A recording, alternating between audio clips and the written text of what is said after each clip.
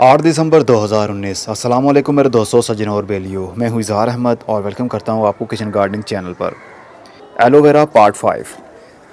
आपको मालूम है हमने इससे पहले 4 पार्ट्स बनाए थे कि हमने एलोवेरा को किस तरह बिना केयर किए हुए इसको उगाना है, और पानी हमने बहुत कम देना है। और जो इस टब के अंदर हमने लगाया था, ये तकरीबन 2 या 3 पौधे थे जो बहुत ही छोटे छोटे साइज़ के थे। और अब देखिए, कुछ महीने बीत जाने के बाद अब ये पूरा एक टब हमारा भर चुका है। बहुत सारे छोटे बड़े एलोवेरा के पौधे इसके अंदर मौजूद हैं।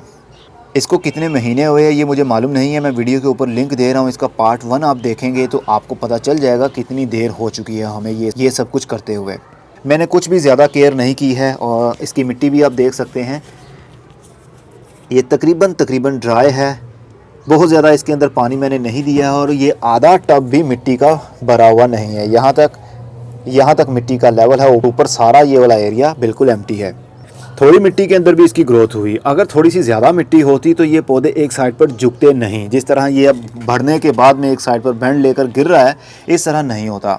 और तकरीबन 1 महीना पहले मैंने अपने फाइकस की प्रूनिंग की थी, तो जो ब्रांचेस बची थी वो मैंने इस टब के अंदर लगा दी थी। और अब इनकी ग्रोथ भी शुरू हो चुकी है।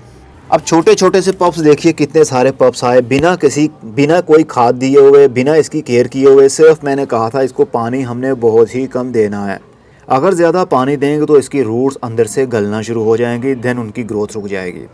ये असल में पड़ा हुआ था हमारे दूसरे टेरेस पर, जहाँ पर अब इसकी बहुत बड़ा पॉली हाउस बन गया है।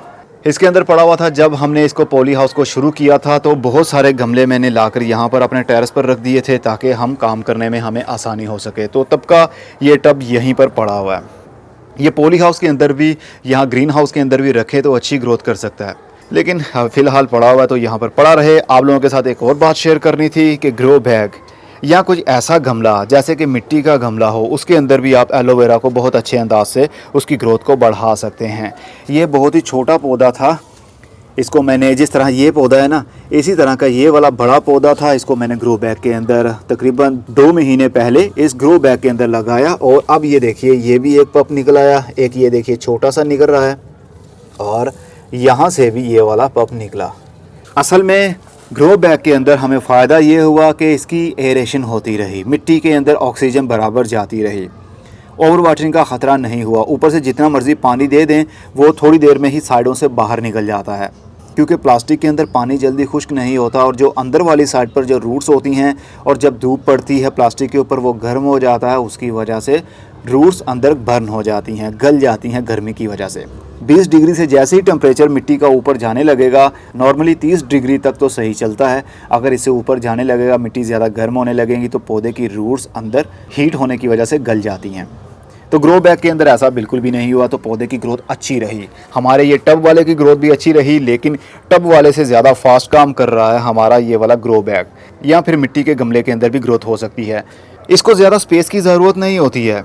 एलोवेरा के पौधे को बहुत ज़्यादा मिट्टी की ज़रूरत नहीं है, ज़्यादा गहराई वाली मिट्टी की भी ज़रूरत नहीं है। हाँ, अगर आप पौधे को बिल्कुल स्ट्रेट ऊपर वाली साइड पर ग्रोथ करवाना चाहते हैं, क्योंकि इसके जो स्लाइसिस हैं, इनका खुद का काफ़ी वेट होता है, इसके अंदर जेल होता है, तो थोड़ा सा पौधा बड़ा हो या स्लाइसिस ज़्यादा आएँ तो पौधा अपना भार बर्दाश्त नहीं कर पाता और एक साइड पर झुक जाता है। इसलिए थोड़ा सा गहराई वाला गमला, 12 इंच का गमला मिल जाए इसको तो ज़्यादा अच्छा रहेगा। ये बिल्कुल स्ट्रेट ऊपर वाली साइड पर खड़ा रहेगा और साइडों से उसके पप्स भी निकलते रहेंगे। इसको कोई खाद मैंने नहीं दी, कोई पेस्टिसाइड का यूज़ नहीं किया है, और ना इसके स्लाइसिस मैंने काटे हैं। एज इट इज़ ऐसे ही ये पड़ा हुआ है। आहिस्ता आहिस्ता से जैसे जैसे इसके अंदर मेच्योरिटी आती जाएगी, वैसे वैसे इनका जो मदर प्लांट है वो और भी बड़ा होगा, और उनके स्लाइसिस ज़्यादा साइज़ के बड़े होंगे। अभी ये पतले पतले आपको दिख रहे हैं, जैसे इसकी उम्र ज़्यादा हो जाएगी तो इनके स्लाइसिस का जो साइज़ है वो ज़्यादा बड़ा हो जाएगा, मोटे मोटे होंगे, और उनके अंदर बहुत सारा जेल भी निकलेगा। जब इसको हम पानी बहुत कम देंगे तो इनके ऊपर झुर्रियाँ सी पड़ जाएंगी। जिस तरह इनके अंदर पानी की कमी हो जाए, लाइनें सी बनने लगेंगी, सूखने लगेंगे पत्ते। इसलिए पानी ना तो ज़्यादा ना कम। और ये मोस्टली शेडी एरिया में ही रहा है, जहाँ पर ब्राइट लाइट पूरे दिन के लिए रोशनी तो आती थी, लेकिन फुल डे के लिए फुल धूप नहीं आती। शेडी एरिया में रखे, यहाँ पर तो आई थिंक 1 घंटा की धूप भी नहीं आती है, लेकिन सारा दिन सूरज की रोशनी यहाँ पर रहेगी। रोशनी ये वाली जो अभी आपको दिख रही है, और धूप ये वाली। ऐसी धूप इस एरिया में आती ही नहीं है।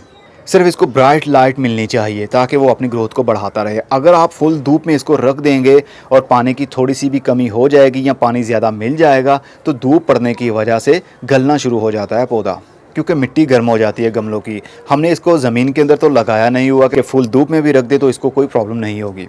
बस ये पार्ट 5 एलोवेरा का लास्ट पार्ट था। हो सकता है अब मैं इनमें से कुछ एलोवेरा के पौधे निकालूं और अलग अलग 2-3 गमलों के अंदर या ग्रो बैग्स के अंदर लगा दूं।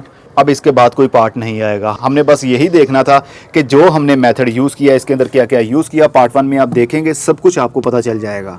हमारे पौधे की ग्रोथ अच्छी रही। बहुत सारे छोटे छोटे से पौधे हैं। अगर ये तकरीबन 1 साल इसी तरह पड़ा रहता है तो यकीन मानिए ये पूरे का पूरा टब ही भर जाएगा। हमें टब के जो एजेस हैं, किनारे हैं, राउंड है, उसका वो नज़र ही नहीं आएगा। और मैं चलता हूँ। खुदा हाफिज़।